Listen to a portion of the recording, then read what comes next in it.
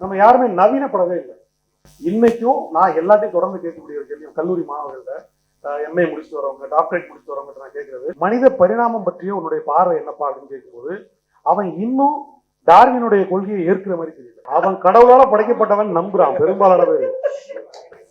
நான் டீச்சர்ஸ்ட கேட்கிறேன், பெரும்பாலான டீச்சர்ஸ்ட கேட்கிறேன், பரிணாமம் பற்றிய உங்களுடைய பார்வை என்ன அப்படின்னு. சார் அதெல்லாம் படிக்கிறதுக்கு ஓகே சார், நான் வாழ்க்கைக்கு ஒத்து வராது அப்படின்னு. டீச்சர்ஸ், இந்த டீச்சரிடம் பாடம் படித்து வரக்கூடிய மாணவர்கள் வந்து என் புக்கை வாங்கி படிப்பாங்க நம்பிதான் நான் எழுதிட்டு இருக்கேன். அப்ப ஏன் நிலை எவ்வளவு மோசமா இருக்கும்னு பாருங்க.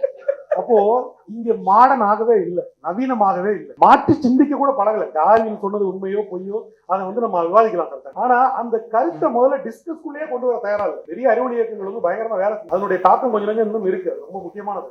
ஆனா இங்க அறிவியல் மயமான ஒரு பார்வை எழவே இல்லை நம்முடைய சமூகத்துல.